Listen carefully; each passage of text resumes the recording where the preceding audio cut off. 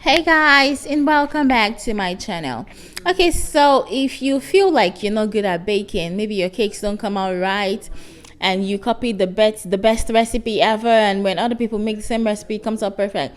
The problem might be your baking powder or your baking soda, and today I'm going to show you how to see if the problem is your leavening agent. So we're starting with baking soda. If your baking soda is expired, you're going to know, and it takes just a couple of minutes to test that out. So you're going to be needing a tablespoon of baking powder in a bowl, and then hot water. You need hot water because baking powder reacts the best in the presence of hot liquid.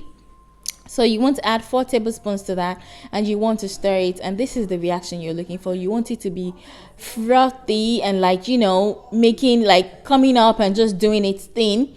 This is what you're looking for. It's going to, like, triple or quadruple in volume. That's what you're looking for. Then you can know that, okay, it is not expired, and you can use it. And if it doesn't do this, just throw it out and buy a new one. It's quite cheap. It's really cheap in my experience. Baking powder and baking sodas are usually cheap.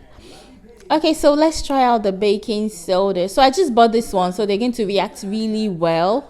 So sometimes your baking powder is just really old. It's not fully expired, but you need to change it. Okay, so the next thing you need to do, 1 tablespoon of baking soda in a plate.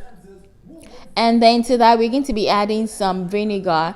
Regardless of what vinegar you use, just try not to use white rice vinegar, sorry guys, because that is not as acidic as apple cider or regular vinegar. So today I'm going to be using apple cider vinegar. So you want to put 4 tablespoons of that, and it should froth up. It won't froth up as much as the baking powder, but it should froth up as much as possible and then calm down.